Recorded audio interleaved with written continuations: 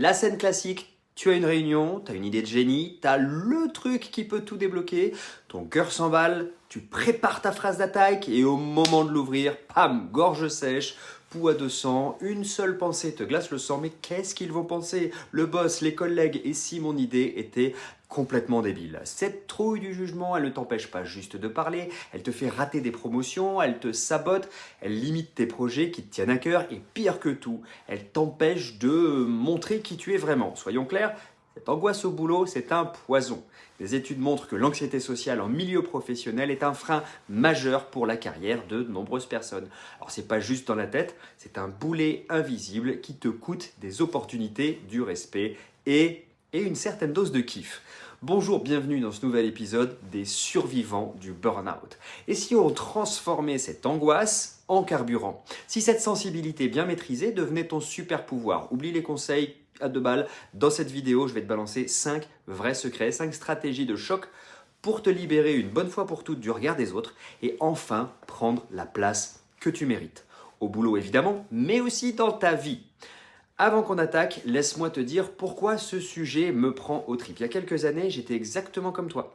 Je me souviens d'une présentation en particulier, j'étais tout jeune dans la boîte, je devais pitcher un projet stratégique devant tout le codir, j'avais bossé dessus comme un damné, des nuits entières, je connaissais mon truc par cœur, mais une fois debout face à eux, j'ai eu un trou noir. J'ai senti leur regard, pas comme un encouragement, mais plutôt, tu sais, comme des snipers qui cherchent la faille.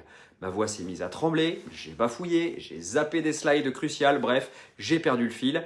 J'ai vu le regard d'un des directeurs passer de intéressant à le pauvre, il est en train de se noyer. Alors je suis sorti de cette salle, j'étais en nage, le cœur en miettes, avec un sentiment de honte jusque-là. Ce jour-là, c'est pas mon projet qui a été refusé, c'est moi qui me suis senti rejeté. Cet échec, ça a été comme un électrochoc. J'ai pigé que mon plus grand ennemi, c'était pas forcément mes compétences ou mon QI, mais cette peur panique du jugement. J'ai décidé que c'était terminé. Alors j'ai tout lu, je me suis formé, j'ai testé des dizaines de techniques venues de la psychologie, du coaching, des neurosciences. J'ai ramé, évidemment, j'ai recommencé et j'ai fini par transformer cette anxiété paralysante en une force tranquille. Et aujourd'hui, parler en public, c'est un plaisir. Je défends mes idées absolument sans trembler et surtout, je sais que la vie des autres est une info, pas une définition de ma valeur. C'est ce chemin, ces techniques testées sur le terrain que je veux partager avec toi aujourd'hui. Avant tout ça, n'hésite pas à t'abonner. Premier secret, la base de tout, tu es victime d'un bug de ton cerveau, l'effet projecteur. C'est ce truc qui te fait croire qu'un spot de poursuite est braqué sur toi 24 heures sur 24 et qu'il zoome sur la moindre erreur, tu sais, la moindre hésitation, ton cheveu sur l'oreille, ce genre de truc. La vérité, elle pique un petit peu, mais elle est surtout libératrice. La plupart des gens s'en foutent de toi. Alors pas par méchanceté, mais parce qu'ils sont, comme toi, les héros de leur propre film. Ils sont bien trop occupés avec leurs propres angoisses, leurs propres effets projecteurs pour calculer ton lapsus ou ta chemise mal repassée. D'ailleurs, je vais remettre mon col en place. Quand tu comprends ça, tu désamorces la bombe. Tu vois, ta gêne est peut-être immense, mais son impact à l'extérieur est vraiment ridicule. Sauf que, évidemment, ça ne suffit pas si à l'intérieur, tu as une petite voix qui passe son temps à te défoncer. Ça, c'est le deuxième pilier de ce secret, ton dialogue interne. La peur du regard des autres, c'est souvent juste l'écho de ton propre jugement à 2 balles. Tu as peur que les autres te trouvent nul parce qu'au fond, une partie de toi le pense déjà. Ce critique intérieur, c'est lui, ton vrai ennemi. Le job, c'est de le faire taire ou au mieux, si tu peux, avec un petit peu de temps, le rééduquer. Apprends à te parler comme tu parlerais à un pote. Quand ton meilleur ami se plante, tu lui dis pas « t'es qu'une grosse merde Michel, t'es un incapable ». Non, tu lui dis « écoute, c'est rien, ça arrive, on s'en fiche ». Eh bien, deviens ce pote pour toi-même. L'autocompassion, c'est pas de la faiblesse. C'est une stratégie de guerrier. Alors, je te donne un exercice pratique, un petit jeu qui peut se faire en 2 temps. Cette semaine, tu joues au détective. Dès que tu sens la peur du jugement qui monte en toi, tu sors un carnet et tu juges, tu notes la pensée exacte. J'ose pas poser ma question, ils vont me prendre pour un neuneu. Et juste à côté, tu la dégommes froidement avec la logique du projecteur. En vrai, la moitié pense à ce qu'ils vont bouffer ce soir. Ma question va occuper leur cerveau pendant maximum 2 secondes et demie. Maximum.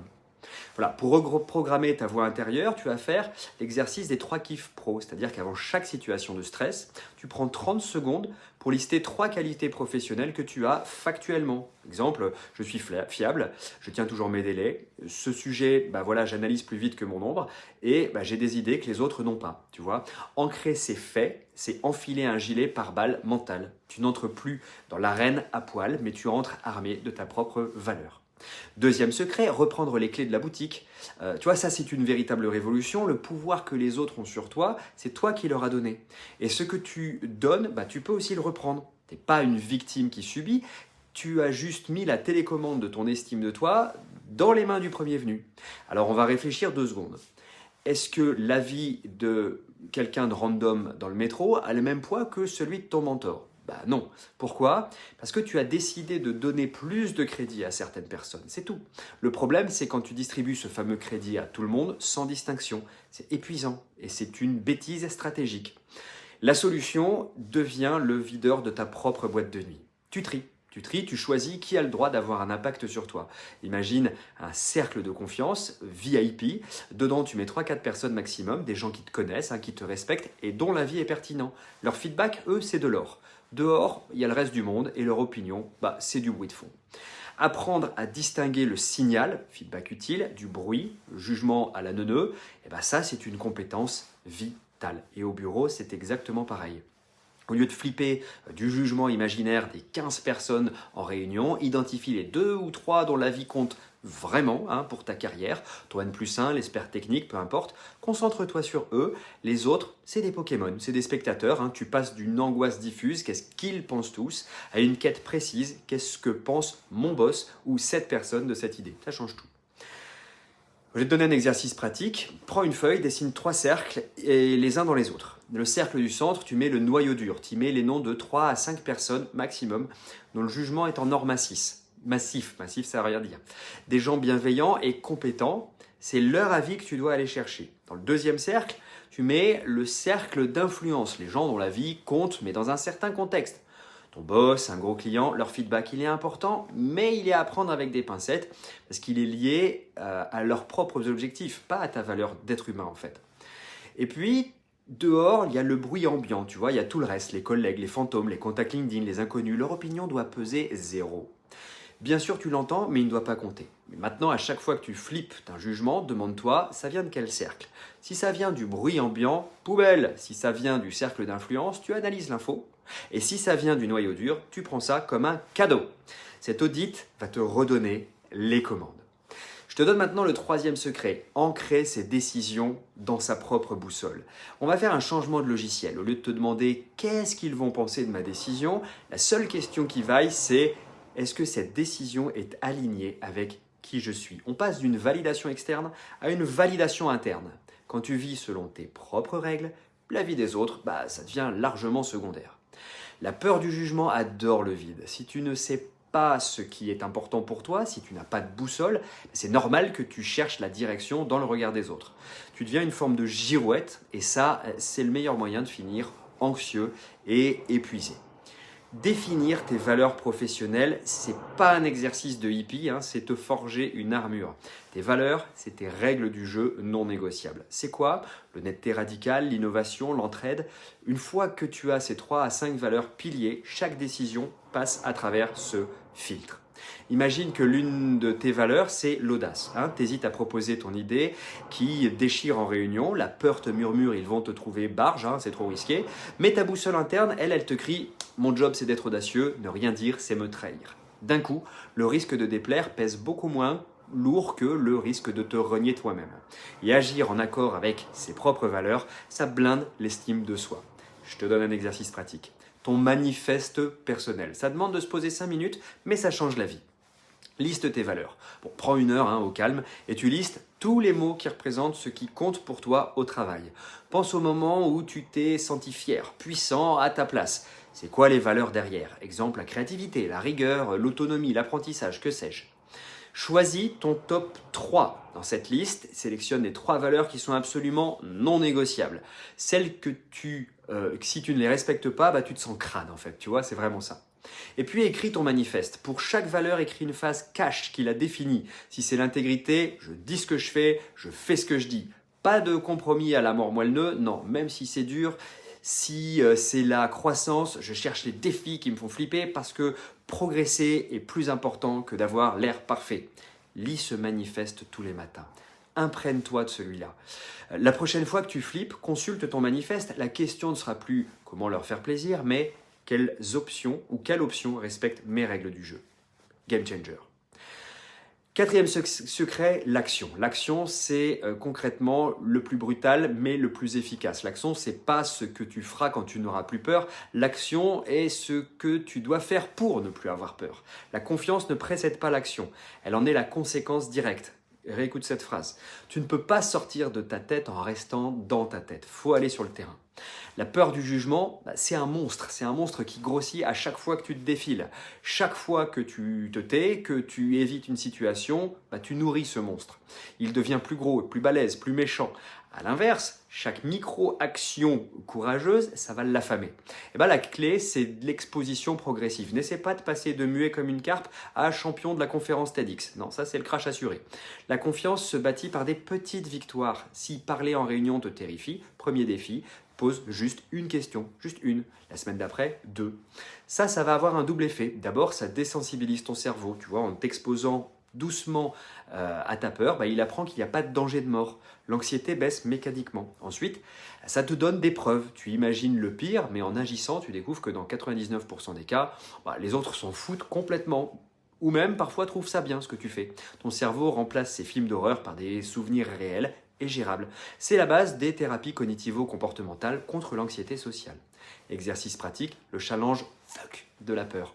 Cette semaine, on va s'amuser. Chaque lundi, tu te fixes un mini challenge, un truc qui te fait un petit peu transpirer, mais pas de quoi faire non plus une crise de panique. Reste calme, Émile. Première semaine, pose une question, même simple dans une réunion. Deuxième semaine, donne ton avis, même s'il est un tout petit peu différent des autres. Troisième semaine, porte-toi volontaire pour un petit truc, pas un truc énorme. Quatrième semaine, va boire un café avec un collègue que tu connais pas trop, que tu connais mal. Et chaque soir, tu tiens ton carnet de courage. 3 points. Le challenge, c'est ce que tu as fait. Le film d'horreur, ce que tu croyais qu'il allait se passer. Je pensais que j'allais bafouiller et tout le monde allait se moquer. Et puis la réalité, ce qui s'est vraiment passé. En fait, j'ai posé ma question. Le boss a dit bonne remarque. Point, fini. Ce carnet, c'est de la bombe. Il te montre noir sur blanc le gouffre qui existe entre tes peurs et la réalité. Et semaine après semaine, ton cerveau va se recabler. L'action devient la nouvelle norme. 5e secret, tu as vu, c'est une bonne vidéo aujourd'hui, bâtir sa forteresse et devenir son meilleur allié. Cette bataille, elle ne doit pas se gagner en solo. Tu dois construire une forteresse de soutien autour de toi et en même temps devenir ton propre garde du corps. Je t'explique. D'abord, l'environnement. Fais le ménage, clairement. Regarde ton entourage pro et perso, qui sont les gens qui systématiquement te défoncent tes idées, se moquent de tes ambitions ou répondent à tes doutes par du cynisme. Eux, c'est des vampires. Tu les dégages. Tu dois autant que possible réduire le temps que tu passes avec eux. S'éloigner des toxiques, c'est pas une faiblesse, c'est une marque de sagesse, c'est même de la stratégie de survie. Ensuite, tu construis ta team de soutien. Tu identifies quelques collègues, 3, 4, 5, des mentors, des potes qui sont à chaque fois bienveillants et constructifs, des gens à qui tu peux avouer un doute sans te faire juger. Et tu proposes un café par mois à ce collègue que tu admires. Tu rejoins des groupes où les gens partagent les mêmes galères. Bref, réaliser que même les plus grands leaders ont le syndrome de l'imposteur, tu verras, ça dédramatise à mort. Enfin, et c'est probablement le plus important, deviens le pilier de ta propre équipe. C'est le principe de l'autocompassion. En gros, tu te traites avec la même gentillesse que tu traiterais un pote qui est dans la galère. Quand tu te plantes, au lieu de t'auto-flageller, je suis trop nul, la voix de l'autocompassion, elle dirait « Ok, c'est chaud, mais tout le monde fait des erreurs. Qu'est-ce que j'apprends de ça et comment je peux être un peu plus cool avec moi, même là, maintenant ?» Ça stabilise tes émotions, ça te rend moins dépendant du petit like des autres, mais mets un like quand même sur cette vidéo, ça me fera plaisir. Exercice pratique, tu vas créer un rituel du kiff, un combo pour muscler ta perception de ta propre valeur. On va créer ce que j'appelle le dossier anti-doute, un dossier sur ton ordinateur. À chaque fois que tu reçois un mail de remerciement, un compliment, que tu boucles un projet, que tu surmontes une petite peur, boum, tu regardes. tu le gardes. Screenshot, copie-colle, impression, on s'en fiche. C'est pas de l'ego, c'est de la collecte de preuves. Les jours de doute, quand la petite voix de l'imposteur revient, tu ouvres ce dossier, c'est le rappel factuel de ta compétence. C'est un antidote surpuissant. Tu peux instaurer aussi le rituel du kiff professionnel. Chaque soir avant de fermer l'ordi, tu prends 2-3 minutes pour noter 3 trucs que tu as bien gérés ou pour lesquels tu peux être reconnaissant. Reconnaissant pour l'aide de Martine sur ce dossier, fier d'avoir osé poser ta question, content d'avoir bouclé ce rapport qui te saoulait. La gratitude, ça a un effet prouvé sur le cerveau. Ça déplace ton focus de la peur vers tes forces. C'est une façon de te donner une tape dans le dos tous les jours. Mais pas une tape violente, une tape vraiment genre « vas-y, c'est bien, on pense à toi ». Voilà, donc tu as 5 secrets pour faire sauter les verrous de la peur du jugement. En résumé, 1, on a compris que personne ne nous regarde et on a commencé à être sympa avec soi-même. 2, on a repris les clés de notre propre estime de nous. 3, on a défini nos propres règles du jeu. 4, on a vu que c'est en agissant qu'on gagne de la confiance. Et 5, on a appris à s'entourer des bonnes personnes et à devenir son propre allié. Ce ne sont pas des formules magiques, je ne suis pas Harry Potter. Ça demande du courage et de la pratique. Mais chaque petit pas va te rapprocher d'une version plus libre et plus badass de toi-même. La liberté, c'est pas de ne plus jamais avoir peur, c'est de ne plus la laisser conduire ta vie. Maintenant, à toi de jouer. Savoir sans agir, ça ne sert à rien. Alors voilà le défi. Dans les commentaires, je veux que tu balances la toute première petite action, le premier challenge à la peur que tu vas oser faire cette semaine. Ça peut être prendre la parole en réunion, contacter cette personne que tu admires, poster un avis sur LinkedIn, peu importe. L'écrire dans les commentaires, c'est déjà un engagement et voir les défis des autres te montrera que t'es pas seul dans ce combat. Si cette vidéo t'a aidé, évidemment que tu veux d'autres stratégies cash pour libérer ton potentiel, abonne-toi, active la cloche. C'est le meilleur moyen de ne rien rater. Mets des commentaires aussi, c'est toujours bon pour l'algorithme. Souviens-toi, tu as beaucoup plus de valeur que ce que ta peur essaye de te faire croire. À toi de jouer et si tu veux aller plus loin, je te mets le lien aussi pour prendre rendez-vous avec un consultant de mon équipe si tu as envie d'accélérer le mouvement. Moi, je te dis à très vite.